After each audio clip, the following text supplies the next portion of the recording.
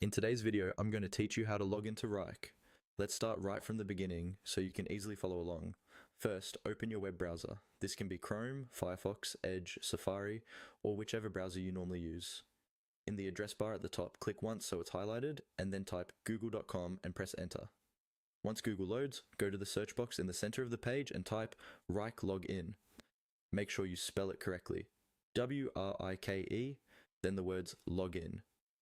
Press enter to search. On the search results page, look for the official Wrike login link. It should clearly mention Wrike and usually say something like login or sign in. Click on that link to open the Wrike login page. Now you should see the Wrike sign in screen. Here, you'll typically have a field where you can enter your business or work email address. Go ahead and click into that email field and carefully type in the email address you use for your Wrike account. Take a quick moment to check for any typing mistakes because even a small error can prevent you from logging in. Depending on your setup, you may see two main options. You can either continue with your business, email and password, or you can choose to sign in with Google. If your organization uses Google accounts and you usually log in that way, click the Continue with Google or similar button. This will open a Google sign-in window.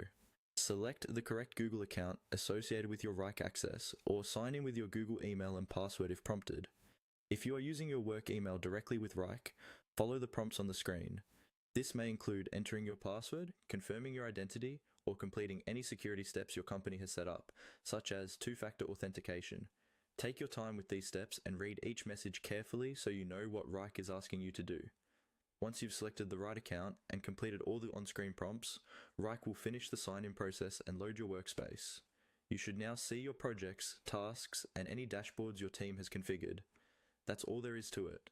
By searching for the Wrike login page, entering your business or work email, choosing the right sign-in option, and following the on-screen instructions, you'll be able to log into Wrike quickly and reliably whenever you need.